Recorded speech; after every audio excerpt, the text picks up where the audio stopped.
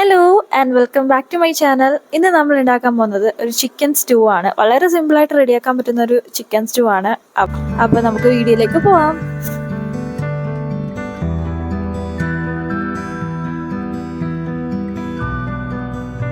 നമ്മളുടെ chicken stew റെഡിയാക്കാനായിട്ട് ആദ്യം നമുക്ക് ചെയ്യേണ്ടത് തേങ്ങാപ്പാൽ ഉണ്ടാക്കുക എന്നുള്ളതാണ്. തേങ്ങ തിരുമി അങ്ങനെ തേങ്ങാപ്പാൽ എടുക്കുകയാണെന്നുണ്ടെങ്കിൽ നല്ലത്, അങ്ങനെ ചെയ്യാം. അതല്ല കോക്കനട്ട് പൗഡർ യൂസ് ചെയ്തിട്ട് കോക്കനട്ട് മിൽക്ക് ഉണ്ടാക്കാനാണെങ്കിൽ ഈ രീതിയിൽ ഉണ്ടാക്കാം. രണ്ടാം പാലെന്ന് പറയുമ്പം കുറച്ചേറെ വെള്ളത്തിലായിരിക്കണം. അതൊരു ഇളം ചൂടുള്ള വെള്ളത്തിൽ ഇതേപോലെ എടുത്തിട്ട് നമുക്ക് തേങ്ങാപ്പാൽ നമുക്ക് ഉണ്ടാക്കിയെടുക്കാവുന്നതേ ഉള്ളൂ. കോക്കനട്ട് പൗഡർ അതിൽ മിക്സ് ചെയ്തിട്ട് ഇളം ചൂടുള്ള വെള്ളം വേണമെന്ന് മാത്രമേ ഉള്ളൂ. ഇപ്പോൾ രണ്ടാം പാലെന്ന് പറയുമ്പം വളരെ തിന്നായിട്ടുള്ള മിൽക്കായിരിക്കും. സോ അത് കുറച്ചേറെ നമുക്ക് വേണമെന്നാലും. അപ്പോൾ ഈ രീതിയിൽ നമുക്ക് ഉണ്ടാക്കാം.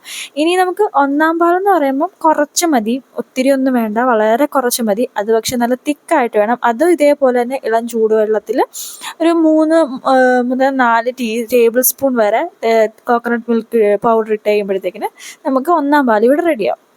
അപ്പോൾ അത് രണ്ടും ഉണ്ടാക്കി ഒന്ന് മാറ്റി വെച്ചതിന് ശേഷം നമുക്ക് അടുപ്പിലേക്ക് ഒരു ചട്ടിയൊക്കെ വെച്ചിട്ട് അതിലേക്ക് നമുക്ക് കോക്കനട്ട് ഓയിൽ ഇട്ട് കൊടുക്കാം. നമ്മൾ നാടൻ ഇതൊക്കെയാണ്, നമുക്ക് സ്റ്റൂ ഒക്കെ വെക്കുമ്പോഴത്തേക്കിന് കോക്കനട്ട് ഓയിലാണ് പ്രിഫർ ചെയ്യുന്നത്.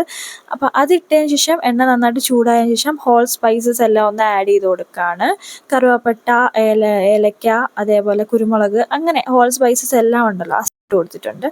അതെല്ലാം ചെറുതായിട്ടൊന്ന് പൊട്ടി വന്നതിന് ശേഷം നമ്മളിവിടെ ഒരു സവാള കനം കുറച്ച് അരിഞ്ഞതാണ്. നമ്മൾ ചിക്കൻ കറിയൊക്കെ അരിയുന്ന പോലെ അതേ രീതിയിൽ കനം കുറച്ച് നമ്മൾ അരിഞ്ഞ് തന്നിട്ട് കൊടുക്കാം. എന്നിട്ട് അത് ജസ്റ്റ് ഒന്നൊന്ന് വഴറ്റി കൊടുക്കാം. ഒന്ന് ഇളക്കിയെടുത്തതിന് ശേഷം ഇഞ്ചിയും വെളുത്തുള്ളിയും ചെറുതായിട്ട് അരിഞ്ഞത്, കൊത്തി അരിഞ്ഞതാണ്, അതിട്ട് കൊടുക്കാം. ജിഞ്ചർ ഗാർലിക് പേസ്റ്റിനൊന്നും യാതൊരു ആവശ്യമില്ല. ഇതേപോലെ കൊത്തി അരിഞ്ഞിട്ട് കൊടുത്താൽ മതി. അതാണ് അതിൻ്റെ ഒരു കറക്റ്റായിട്ട് വരത്തുള്ളൂ. ഇങ്ങനെയാണെങ്കിൽ പേസ്റ്റ് ഇടുമ്പോൾ അത്രയ്ക്കൊരു ഇത് വരത്തില്ല. ഇതേപോലെ അരിഞ്ഞിടുന്നതായിരിക്കും നല്ലത്. പിന്നെ ഈ എരിവിന് ആവശ്യത്തിന് 2 പച്ചമുളക്, നല്ല എരിവ് വേണം, കാരണം നമ്മളിതിൽ മുളക് പൊടിയും കാര്യങ്ങളൊന്നും ചേർക്കുന്നില്ല. അപ്പോൾ പച്ചമുളകിൻ്റെയും കുരുമുളകിൻ്റെ ഒക്കെ എരിയാണ്, ഇതേപോലെ ഇഞ്ചി അതിൻ്റെ ഒക്കെ എരിയാണ് നമ്മളിതിലേക്ക് വേണ്ടത്. അപ്പോൾ എരിവുള്ള പച്ചമുളകായിട്ട് ഞാനിവിടെ 2 ഇട്ടിട്ടുണ്ട്. ഇനി അതിലേക്ക് തന്നെ നമ്മൾ എല്ലോട് കൂടിയ ചിക്കനാണ് എടുത്തേക്കുന്നത്. അത് നമുക്ക് ഇട്ട് കൊടുക്കാം. ഈ ഒരു സമയത്ത് തന്നെ നമുക്ക് ചിക്കനും ഇടണം, കാരണം ചിക്കനും ഇതിൻ്റെ കൂടെ കിടന്ന് ഒന്ന് വഴണ്ട് വരണം കേട്ടോ. കുറച്ച് കറിവേപ്പിലയും കൂടി ഇട്ടു കേട്ടോ, നല്ലൊരു ഫ്ലേവർ കിട്ടാൻ വേണ്ടിയിട്ട്. ഇനി ഇത് നന്നായിട്ട് ഇളക്കി കൊടുക്കുക. പിന്നെ അതേപോലെ അടച്ച് വെച്ചിട്ട് ഒന്ന് വേവിച്ചെടുക്കുക. വെള്ളം ഒന്നും ഒഴിക്കേണ്ട. ഇതേപോലെ തന്നെ ഈ ഉള്ളിയുടെയൊക്കെ കൂടെ കിടന്ന് വഴണ്ട് ഈ ചിക്കൻ ഒരു എന്താ പറയുക, ഒരു വെള്ള കളറാവണം. ആ ഒരു കളറായി കഴിയുമ്പോഴാണ് നമ്മൾ ബാക്കിയുള്ള ഇൻഗ്രീഡിയൻസ് ആഡ് ചെയ്യുന്നത്. അപ്പോൾ കുറച്ച് ഉപ്പും കൂടെ ഇട്ടിട്ട് ഒന്ന് മിക്സ് ചെയ്ത് കൊടുത്തു. ഇനി ഈ ഉള്ളിയും ഇഞ്ചിയും വെളുത്തുള്ളിയും കറിവേപ്പിലയും ഉപ്പും ചിക്കനും എല്ലാം കൂടെ കിടന്നിട്ട് ഒന്ന് വഴണ്ട് വരണം. ചിക്കനിൽ നിന്ന് തന്നെ വെള്ളം ഇറങ്ങുന്നതുകൊണ്ട് വേറെ എക്സ്ട്രാ വെള്ളം ഒന്നും ഇപ്പോൾ നമ്മൾ ആഡ് ചെയ്ത് കൊടുക്കുകയോ വേണ്ട. ഇനി നമുക്ക് കുറച്ച് നേരം ഒന്ന് അടച്ച് വെച്ച് വേവിക്കുക. ഇടയ്ക്കിടയ്ക്ക് തുറന്ന് നോക്കി ഒന്ന് ഇളക്കി കൊടുക്കണം, കാരണം നമ്മളിതിൽ എക്സ്ട്രാ വെള്ളം ഇല്ലല്ലോ, ചിക്കനിൽ നിന്ന് ഇറങ്ങുന്ന വെള്ളം മാത്രമേ ഉള്ളൂ. അപ്പം അങ്ങനെ നമ്മുടെ ചിക്കൻ ഒരു ഇതേപോലെ ഒന്ന് ഒരു വൈറ്റ് കളറായതിന് ശേഷം, അതാണ് കറക്റ്റ് അതിൻ്റെ ഒരു പാകം എന്ന് പറയുന്നത്. കണ്ടോ, ഇതിൽ ആവശ്യത്തിന് വെള്ളം ചിക്കനിൽ നിന്ന് തന്നെ ഇറങ്ങിയിട്ടുണ്ട്. നമ്മൾ വേറെ വെള്ളം ഒന്നും ഒഴിച്ചു കൊടുത്തിട്ടില്ല. അപ്പോൾ ഈ ഒരു സ്റ്റേജ് ആയി കഴിയുമ്പോഴത്തേക്കിന് നമുക്ക് പൊട്ടറ്റോയും ക്യാരറ്റും അരിഞ്ഞത് ഇട്ട് കൊടുക്കാം. ചെറിയ പീസസ് ആയിട്ടാണ് അരിഞ്ഞേക്കുന്നത്, ഒത്തിരി വലുതല്ല. അപ്പോൾ ഒരു പൊട്ടറ്റോയും ഒരു ക്യാരറ്റും ആണ് ഞാൻ എടുത്തിട്ട്. ക്യാരറ്റ് ചെറുതായിരുന്നു, അതുകൊണ്ട് ചെറുതിട്ട്, കാരണം ഒത്തിരി ഇട്ട് കൊടുത്താൽ ഭയങ്കര മധുരം, അതിൻ്റെയും കൂടെ ക്യാരറ്റിൻ്റെ മധുരം കൂടെ വരും. അപ്പം ചെറിയൊരു ക്യാരറ്റ് ഞാൻ ഇട്ട് കൊടുത്തിട്ടുള്ളത്. അപ്പോൾ അതെല്ലാം കൂടി ഇട്ട് അതും നന്നായിട്ടൊന്ന് മിക്സ് ചെയ്ത് കൊടുക്കുക.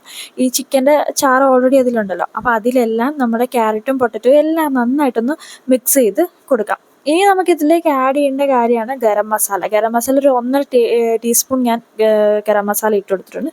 പിന്നെ പെപ്പർ പൗഡർ ഓൾറെഡി നമ്മൾ അല്ലാതെ പെപ്പർ ഹോൾ സ്പൈസിൻ്റെ കൂടെ ഇട്ടിട്ടുണ്ടായിരുന്നു.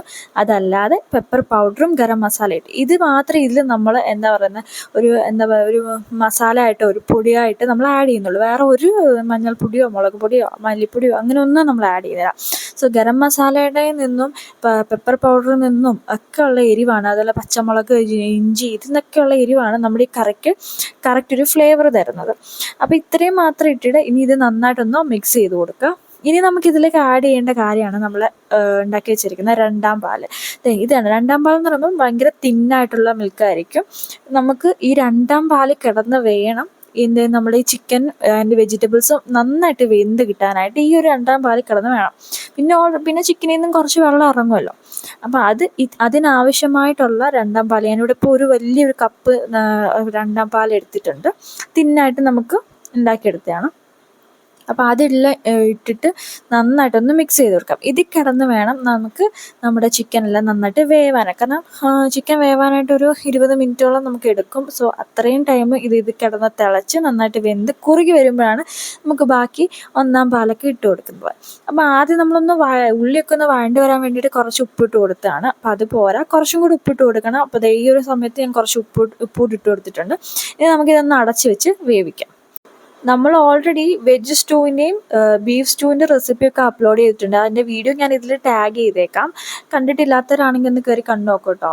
വെജ് സ്റ്റൂ നമ്മൾ അപ്ലോഡ് ചെയ്തിട്ടുണ്ട്, അതേപോലെ തന്നെ ബീഫ് സ്റ്റൂ അപ്ലോഡ് ചെയ്തിട്ടുണ്ട്. ഇതിപ്പോൾ നമ്മൾ ചിക്കൻ സ്റ്റൂ ആണ് ഇപ്പോൾ ചെയ്യുന്നത്.